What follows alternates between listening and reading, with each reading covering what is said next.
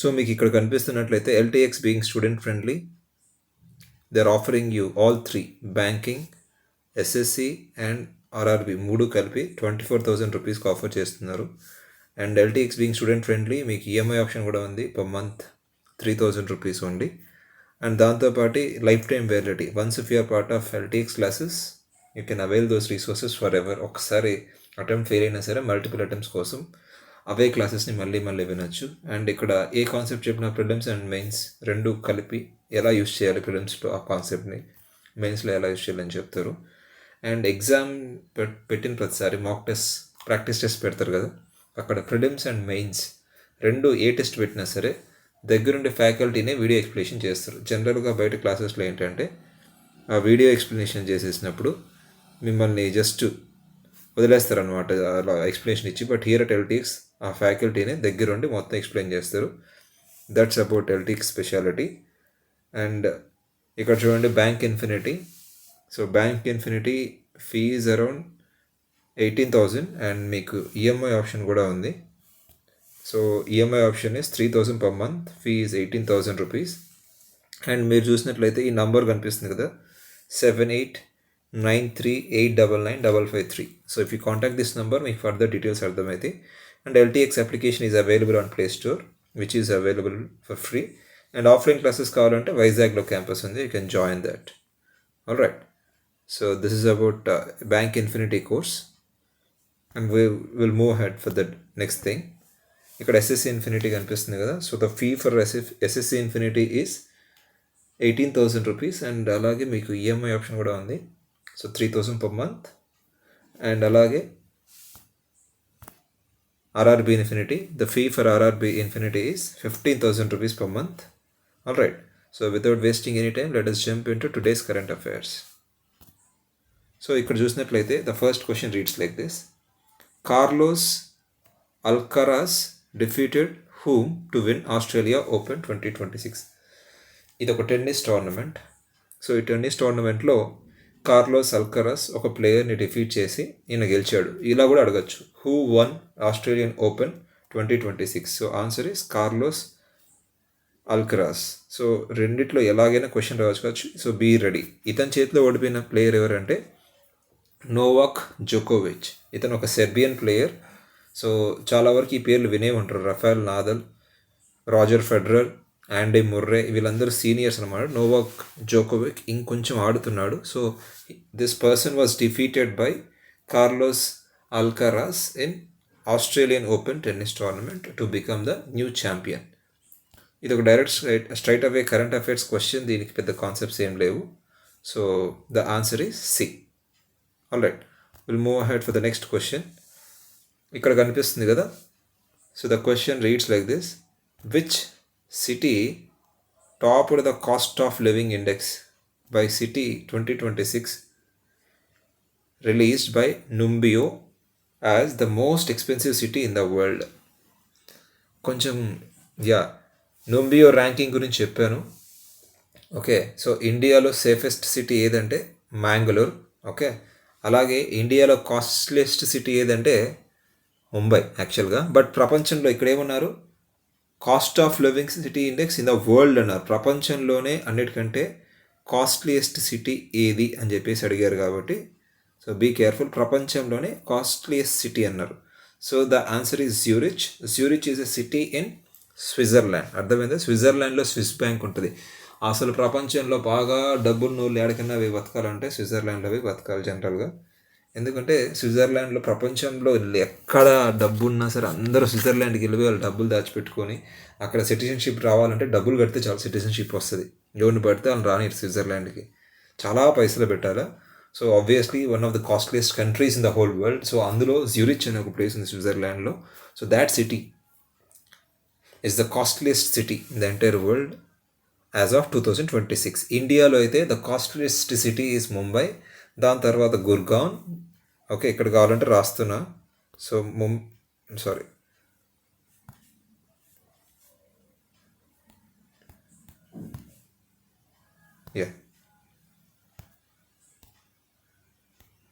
So ఇండియాలో అయితే ముంబై ఒకటి ఉంది కాస్ట్లీయెస్ట్ సిటీ లాగా. నెక్స్ట్ గుర్గాన్ ఒకటి ఉంది. దాంతోపాటు ఢిల్లీ పక్కనే ఉంటాయి యాక్చువల్గా. I been to Gurgaon many times. So గుర్గాన్లో మ్యాగీనే 150 రూపాయలు 200 ఉంటుంది ఆవిడ. Very costly. ఇప్పుడు నేనున్నప్పుడే 100 రూపాయలు ఉండేది, వే బ్యాక్ ఇన్ 2018 and 19. ఇప్పుడు 200 300 ఉంటుంది. So yeah, so that's about it. And అలాగే ఇండియా ర్యాంకింగ్ గురించి కూడా మిమ్మల్ని అడగచ్చు. ఆల్రెడీ ప్రీవియస్ కరెంట్ అఫైర్స్లో అది కవర్ అవ్వడం జరిగింది. ఇండియా ర్యాంకింగ్, ఇండియాలో సేఫెస్ట్ సిటీ మ్యాంగ్లూర్, గుర్తుపెట్టుకోండి అది. So that's about this question. Will move ahead for the next question. So ఇక్కడ ఈ క్వశ్చన్లో చూసినట్లయితే, which state was awarded best state for promotion of aviation ecosystem at wings India 2026? So wings India 2026 జరిగింది. అంటే ఇక్కడ ఏంటంటే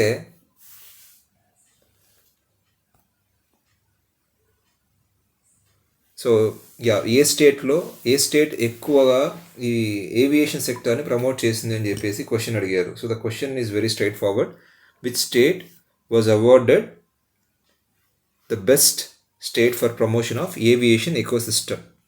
సో ఇక్కడ మీకు కనిపిస్తున్న ఆప్షన్స్లో చూసినట్టు ఇది ఎక్కువ మన ఇండియాలో హిల్లీ స్టేట్స్, అంటే కొండలు ఎక్కువ ఉన్న స్టేట్స్లో ఈ ఏవియేషన్ సిస్టమ్ అనేది మామూలుగా ఎక్కువ జరుగుతుంటుంది అన్నమాట.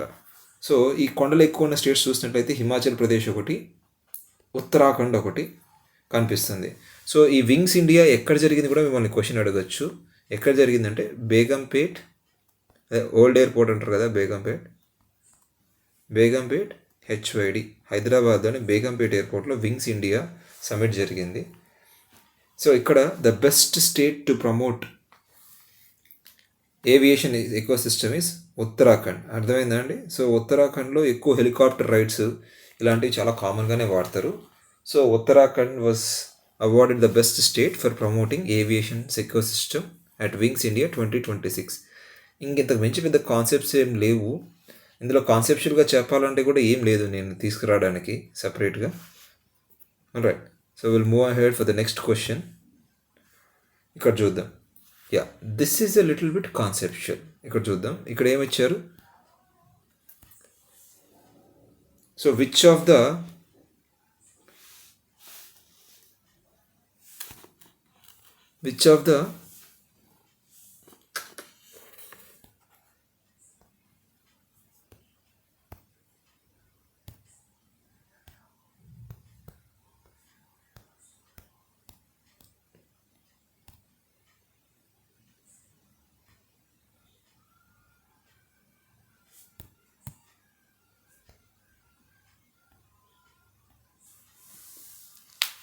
ఇక్కడ క్వశ్చన్ ఏంటిది?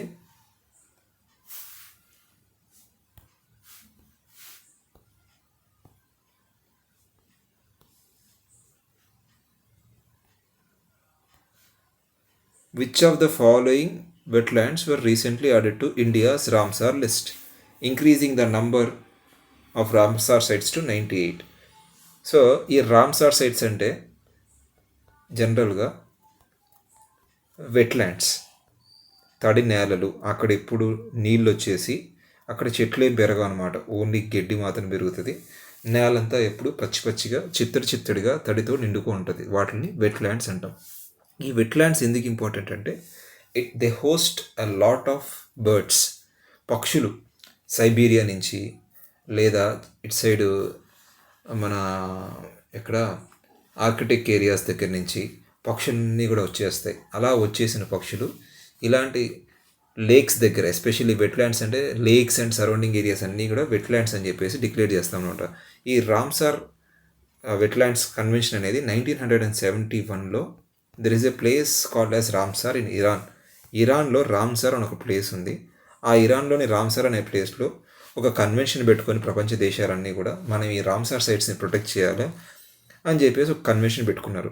దాని ప్రకారం ఒక రికార్డ్ ఫాలో అవుతారు, మాంట్రెక్స్ రికార్డ్. ఈ మాంట్రెక్స్ రికార్డ్ ఏంటంటే ప్రపంచంలో ఉండే ఈ రామ్సార్ సైట్స్ అన్నిటిని కంట్రీ వైజ్గా వాటిని దాంట్లో రికార్డ్ చేస్తారనమాట. That is called as Montreux record. So this is about Ramsar sites and Montreux record. Ramsar సైట్స్ని పెట్టే రికార్డు మాంట్రెక్స్ రికార్డ్.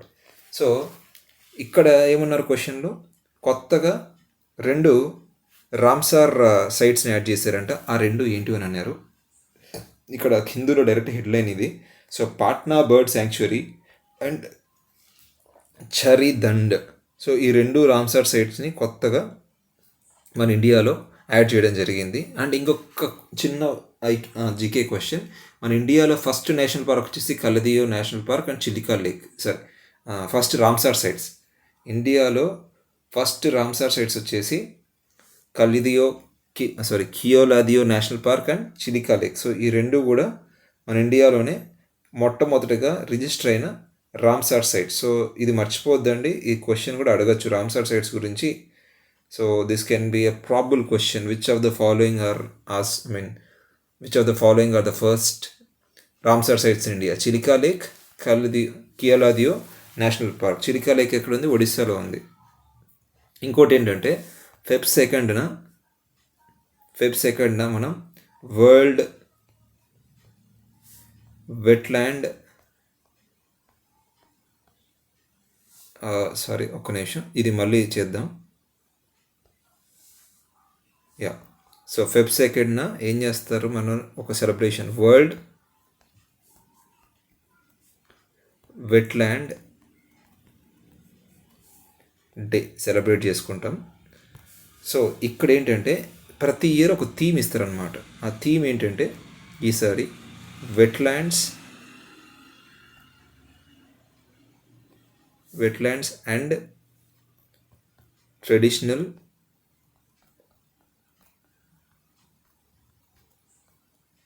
Traditional knowledge. ఇది మర్చిపోవద్దు, ఈసారి థీమ్ ఇది అడగచ్చు. Okay, so celebrating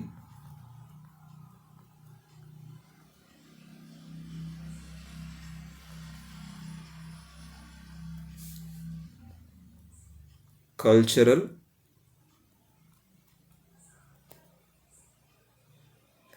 heritage. I'm sorry, ఈరోజు కొంచెం ట్యాబ్లో చేయాల్సి వస్తుంది. So please get adjusted for a while. I'll try to make it better. This is the first time that I'm recording on a tab. So కొంచెం అటు ఇటు అయినా సరే please try to adjust, but I promise you that the quality will be better. ఇది first time కాబట్టి కొంచెం అనిపించచ్చు క్లమ్జీగా, but please don't mind. So the answer is కొత్తగా ఏంటంటే Patna bird sanctuary from Uttar Pradesh and Chharidhand. ఇది ఎక్కడ ఉందంటే గుజరాత్లో ఒక ప్లేస్లో, ర్యాన్ ఆఫ్ కచ్లో నుంచి ఈ రెండింటిని కూడా రామ్సార్ సైట్స్లోకి యాడ్ చేయడం జరిగింది. So that's about this question. Okay, we'll move ahead for the next question of the day. ఇక్కడ ఏమన్నారు, which fintech. So the question is which fintech startup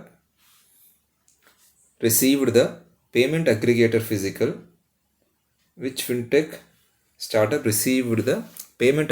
physical license from RBI to operate as an offline payment aggregator. ఇప్పుడు ఒక simple విషయం చెప్తా. మనం ఒక షాప్కి వెళ్తాం, ఒక టీ తాగుతామో లేకపోతే ఏదో ఒక చిన్న పర్చేస్ చేస్తాం, 10 రూపీస్ పేస్ట్, ఏదో ఒక పెన్ను పెన్సిలో పర్చేస్ చేసాం. ఇక్కడ మనం మొబైల్ క్యూఆర్ కోడ్ వాడి కానీ లేకపోతే ఒక కార్డు ద్వారా కానీ పేమెంట్ చేసేసి వెళ్ళిపోయినాం. ఓకే, ఇప్పుడు ఆ పేమెంట్ ఆ షాప్ వానికి ఎలా వెళ్తుంది? ఆ మధ్యలో ఒక పర్సన్ ఉంటాడు, బ్యాంకులకి మన బ్యాంకుని ఆ షాప్ వాళ్ళ బ్యాంకుని కలిపే ఒక పర్సన్ ఉంటారు. ఆ పర్సన్ని ఏమంటారంటే పేమెంట్ అగ్రిగేటర్ ఫిజికల్, పిఏపి. అర్థమైందా? మన బ్యాంక్ నుంచి ఆ షాప్ వాడి బ్యాంకుకి డబ్బులు వెళ్ళేలాగా చేసే ఒక పర్సనే పేమెంట్ అగ్రిగేటర్ ఫిజికల్. రైట్, గుర్తుపెట్టుకోండి. పిఏపి అంటే మన బ్యాంక్ నుంచి షాప్ వాళ్ళ బ్యాంక్కి వెళ్ళేలాగా సెటిల్మెంట్ చేసే వాళ్ళని ఏమంటాం? Payment aggregator physical. Point of sale ఇక్కడ ఏంటంటే పిఓఎస్ అంటారు, పాయింట్ ఆఫ్ సేల్. ఎక్కడైతే అమ్మకం జరుగుతుందో ఆ అమ్మకం దగ్గర నుంచి మన దగ్గర నుంచి కస్టమర్స్ దగ్గర నుంచి షాప్ వాళ్ళకు డబ్బులు ఇచ్చేలాగా చేసే వాళ్ళనే పేమెంట్ అగ్రిగేటర్ ఫిజికల్ అంటారు. సో కొత్తగా ఇండియాలో ఎస్పెషల్లీ 2 ఉన్నాయి. రేజర్ పే, బాగా గమనించండి, షాపుల దగ్గర మనం పే చేయగానే రేజర్ పే అని చెప్పేసి స్పాన్సర్డ్ బై రేజర్ పే అని కూడా పడతా ఉంటుంది ఫోన్పేస్లో. అలాగే ఇన్నోవిటీ. సో ఈ 2 కూడా ఏంటివి? Payment aggregator physical. So these are the two entities that sponsor most of the merchant payments in India. అంటే కస్టమర్స్ మర్చెంట్స్కి పే చేసినప్పుడు ఈ రేజర్ పే వాళ్ళు ఫస్ట్ దాన్ని కలెక్ట్ చేసుకొని దాని ద్వారా బ్యాంకులతో సెటిల్ చేసేసి ఆ షాప్ వాళ్ళకి, అదే షాప్ ఓనర్స్కి లేదా షాప్స్కి పేమెంట్స్ అనేవి వచ్చేలాగా చేస్తారనమాట. సో ద ఆన్సర్ ఈస్, ఈ మధ్యన RBI payment aggregator physical licence ఎవరికి ఇచ్చిందంటే రేజర్ పేకి లైసెన్స్ ఇవ్వడం జరిగింది. So that's about this question. గుర్తుపెట్టుకోండి, రేజర్ పే ఇన్నోవేటివ్ ఇప్పటి వరకు ఉన్న వాటిల్లో. ఇవన్నీ ఫోన్పే, పే షార్ప్, ఇవన్నీ కూడా పేమెంట్ అగ్రిగేటర్స్ కాదు. They are just like payment interfaces, that's it, అంతే. ఓకే, అలాగే పేమెంట్ అగ్రిగేటర్ని ఎవరు రెగ్యులేట్ చేస్తారంటే ఆర్బీఐ. ఓకే, గుర్తుపెట్టుకోండి, that's about it. Yeah, next question. What is the key unique feature of Slice finance bank's new digital savings account? Yeah, nice question. ఇక్కడ ఏమన్నారు? Digital savings account అంటే బ్యాంక్కి వెళ్ళేసి మనం ఖాతా పుస్తకము ఇవన్నీ తెచ్చుకోకుండానే మనం అకౌంట్ని ఆన్లైన్లోనే అప్లై చేసుకోవచ్చు. మనకు అకౌంట్ కూడా ఆన్లైన్లోనే అప్లై అవుతుంది. ఓకే, ఇక్కడ slice small finance banks new digital savings account. ఇక్కడ స్పెషాలిటీ ఏంటంటే it is linked to RBI's repo rate 100%. జనరల్గా మనకి repo rate and reverse repo rate గుర్తుపెట్టుకోండి. ఈ రెండింటి నుంచి కూడా కాన్సెప్ట్స్ అడగచ్చు. ఇక్కడ వచ్చింది కాబట్టి ఛాన్స్ చెప్తున్నా. Repo rate, reverse repo rate. Repo rate అంటే ఆర్బీఐ రూపీస్ని ఎవరికి ఇస్తుంది? బ్యాంక్స్కి ఇస్తుంది. అంటే ఆర్బీఐ వాళ్ళు డబ్బుల్ని బ్యాంకులకి ఇచ్చినప్పుడు ఆర్బీఐ వాళ్ళు ఛార్జ్ చేసే ఇంట్రెస్ట్ రేట్, అర్థమైందా? ఆర్బీఐ వాళ్ళు తీసుకునే వడ్డీని, interest rate charged by RBI for lending money to the banks. RBI గనక బ్యాంకులకి ఇస్తే డబ్బులు వడ్డీకి, ఆ వడ్డీ రేట్ని ఏమంటామంటే రెపో రేట్ అంటాం సింపుల్గా. అదే రివర్స్ రెపో రేట్ అనుకో, బ్యాంక్స్ దగ్గర నుంచి ఆర్బీఐకి డబ్బులు ఇచ్చినప్పుడు, అర్థమైందా?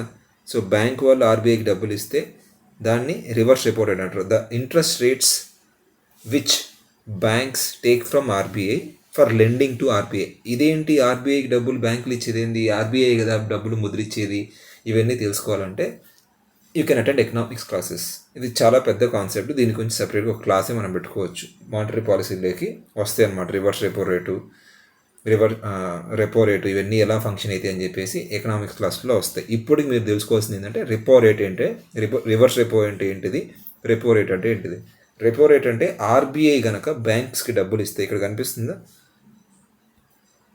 So if at all RBI బ్యాంకులకు డబ్బులు ఇస్తే కనుక అదొక ఇంట్రెస్ట్ రేట్ ఛార్జ్ చేస్తుంది. That interest rate is nothing but repo rate. Repo rate అంటే ఆర్బీఐ వాళ్ళు బ్యాంకులకు ఇచ్చే interest రేట్ని the interest rate at which RBI lends money to commercial banks or any other bank is called as repo rate.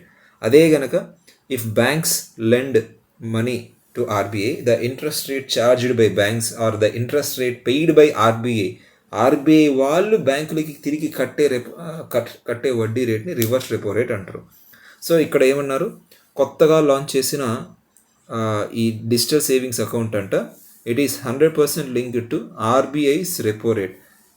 అర్థమైందా? RBI వాళ్ళు ఏదైతే interest rate charge చేస్తున్నారో బ్యాంకుల దగ్గర నుంచి, అదే ఇంట్రెస్ట్ రేటు మన సేవింగ్స్కి కూడా వాళ్ళు ఇస్తున్నారనమాట. ఎవరు? Small finance bank. సో అది మీరు ఈ క్వశ్చన్లో గుర్తుపెట్టుకోవాల్సింది ఏంటంటే, స్లైస్ ఫైనాన్స్ బ్యాంక్స్ కొత్తగా ఏం లాంచ్ చేశారంటే ఒక డిజిటల్ సేవింగ్స్ అకౌంట్ లాంచ్ చేశారు. దాని స్పెషాలిటీ ఏంటంటే ఇది 100% ఆర్బీఐ రెపో రేటుకి లింక్ అయింది. ఆ రెపో రేట్ అంటే మీనింగ్ ఏంటిది ఇక్కడ చెప్పాను. రెపో రేట్ అంటే ఆర్బీఐ వాళ్ళు బ్యాంకులకి అప్పుగా డబ్బులు ఇస్తే గనక అప్పుడు ఒక వడ్డీ రేటు ఛార్జ్ చేస్తారు. The interest rate charged by RBI for lending money to banks like SBI కావచ్చు, ఏదన్నా బ్యాంక్స్కి ఆర్బీఐ వాళ్ళు డబ్బులు ఇస్తే అప్పుడు వాళ్ళు ఛార్జ్ చేసే ఇంట్రెస్ట్ రేట్ని రెపో రేట్ అంటారు. ఒకవేళ బ్యాంకులే ఆర్బీఐకి డబ్బులు ఇచ్చి ఆర్బీఐ దగ్గర నుంచి బ్యాంకులు కనుక డబ్బులు వడ్డీ తీసుకుంటే దాన్ని రివర్స్ రెపో రేట్ అంటాం. సో ఇంతవరకు గుర్తుంటే చాలు కాన్సెప్ట్స్ ఇక్కడ. Right, will move on to the next question. Yeah, ఇక్కడ ఏమన్నారు, which former finance minister of India, which former finance minister of India presented the union budget the maximum number of times, even though overall ఇక్కడ ఏమన్నారు maximum number of times, sorry, so sorry ఇక్కడ question ఏంటిది, which former finance minister of India presented the union budget the maximum number of times overall though not consecutively. ఇక్కడ ఇది ఒక factual question, దీనికి మనం పెద్ద తలకాయ బాదుకోవాల్సిన అవసరం లేదు. The answer is Morarji Desai. So ఈయనంట చాలా ఎక్కువ సార్లు ప్రవేశపెట్టడం జరిగింది బడ్జెట్ని. ఓకే, ఇక్కడ మన నిర్మలా సీతారామన్ ఉందా, ఈమంట 9 times కాన్సెక్యూటివ్గా వరుస పెట్టి 9 సంవత్సరాల పాటు 9 సార్లు కాన్సెక్యూటివ్.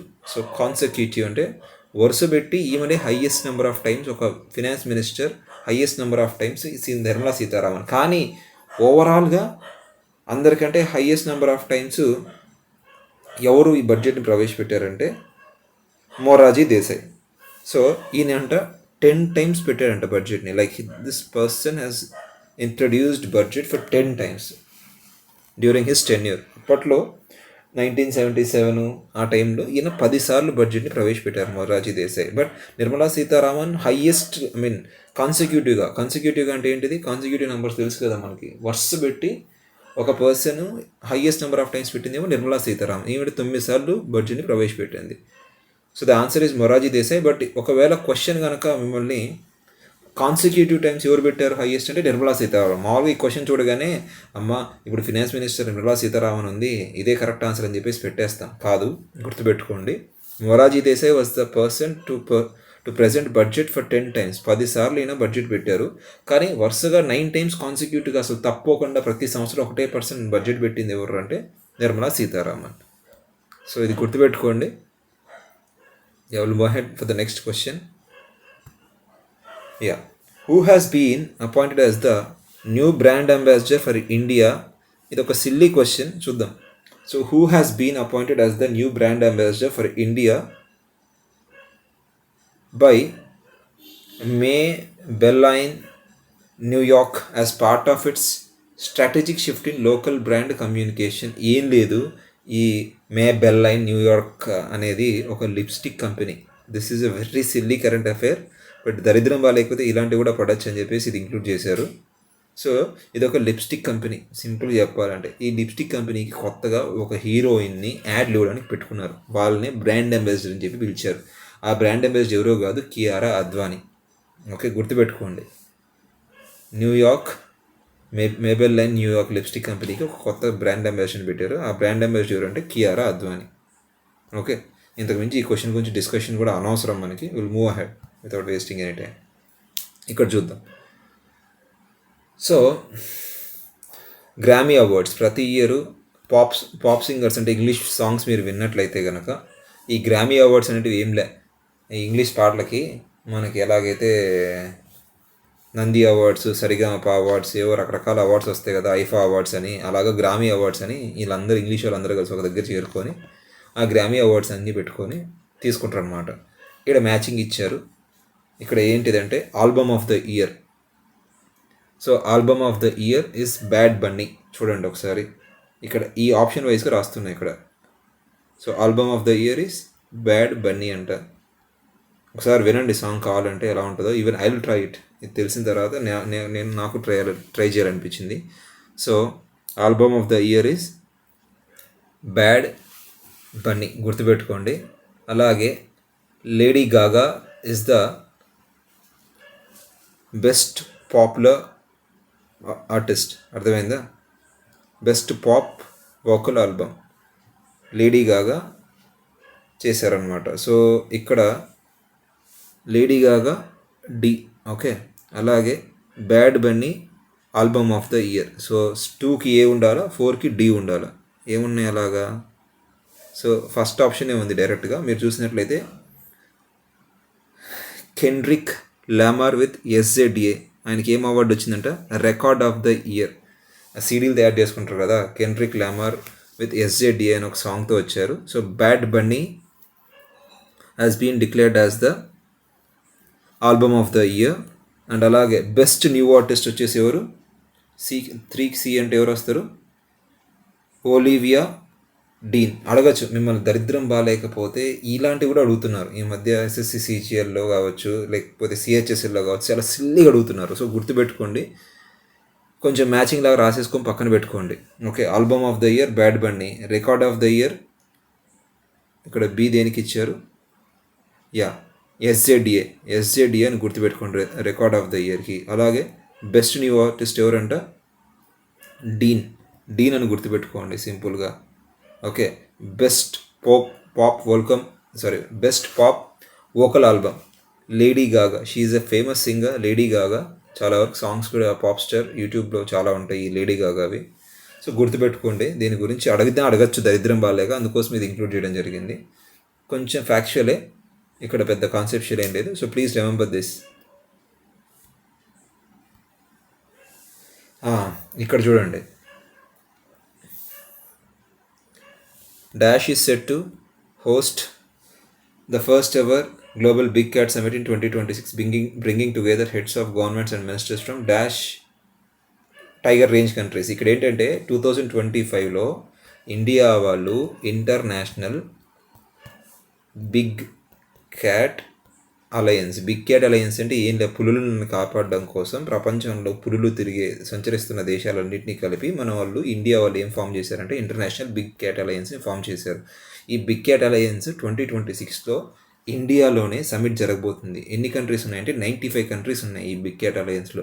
దీని గురించి గ్రూప్ 2లో క్వశ్చన్ అడగచ్చు, ఎస్ఎస్సీలో అడగచ్చు. ఇది చాలా ఇంపార్టెంట్. సో 2025లో బిగ్ క్యాట్ అలయన్స్ అనేది ఫామ్ చేయడం జరిగింది. సో ఈ బిగ్ క్యాట్ అలయన్స్లో ఎన్ని కంట్రీస్ ఉంటాయి, 95 కంట్రీస్ ఉన్నాయి ప్రపంచంలో.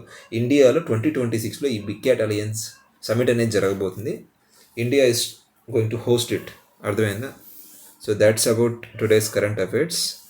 I hope I made it clear. First time కాబట్టి కొంచెం రైటింగ్ కొంచెం తేడాగా వచ్చింది. సో ప్లీజ్ డోంట్ మైండ్, కొంచెం అడ్జస్ట్ అవ్వండి. But I promise you that దీనికంటే బెటర్ క్వాలిటీ తోటి ఇంకా మీకు వస్తుంది. Alright, yeah.